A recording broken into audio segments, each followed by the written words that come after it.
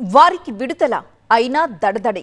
వల్లభనేని వంశీ 138 రోజుల నిరీక్షణ ఫలించింది. అన్ని కేసుల్లో బెయిల్ రావడంతో ఇవాళ జైలు నుంచి విడుదలయ్యారు వంశీ. అయితే వంశీపై టీడీపీ పగ తీర్చుకుందని ఆరోపిస్తోంది వైసీపీ.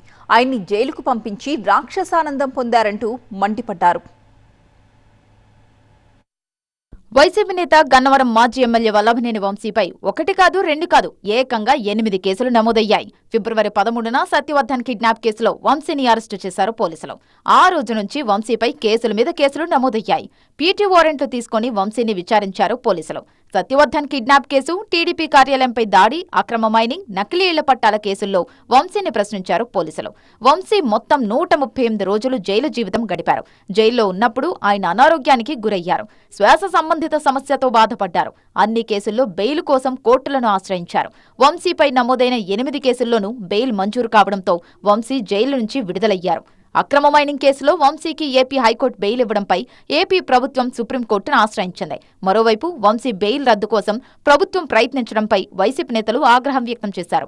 4 నెలలకు పైగా వంశీ జైల్లో ఉన్నా టీడీపీ నేతల కక్ష చల్లారలేదా అని ప్రశ్నించారు వైసీపీ నేతలు. చట్టంలోని లొసుగులు అడ్డుపెట్టుకుని వంశీపై తప్పుడు కేసులు పెట్టారని ఆరోపించారు మాజీ మంత్రి పేర్ని నాని.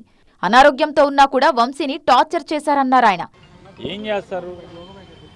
కొన్ని పారిపోతాడా రాజకీయాల నుంచి? మీరు చేసినటువంటి వేధింపుల వల్ల, అక్రమ కేసుల వల్ల, అక్రమ నిర్బంధాల వల్ల, లేదా ఉద్దేశపూర్వకంగా అతని ఆరోగ్యాన్ని కుళ్ళబెట్టడం ద్వారా ఏం చేస్తారు? రాజకీయ జీవితం నుంచి, ప్రజా జీవితం నుంచి, గన్నవరం రాజకీయాల్లోంచి, గన్నవరం ప్రజలకి సేవ చేయడంలోంచి ఏమైనా పారిపోతాడా?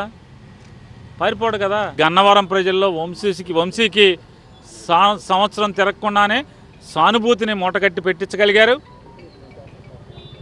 మీ పార్టీకి మీరే గొయ్యి తవ్వుకున్నారు.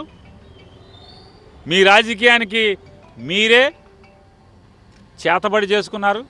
టీడీపీ నేతపై దాడి కేసులో జైలుకు వెళ్లిన వైసీపీ నేత నందిగం సురేష్ కూడా మంగళవారం విడుదలయ్యారు. తనపై అక్రమ కేసులు పెట్టి వేధిస్తున్నారని కూటమి ప్రభుత్వంపై ఆగ్రహం వ్యక్తం చేశారాయన. మరోవైపు 2 నేతలు జైలు నుంచి విడుదలైనప్పటికీ వారిని కొత్త కేసులు చుట్టుముడతాయేమోనన్న టెన్షన్ పడుతున్నారు వైసీపీ నేతలు.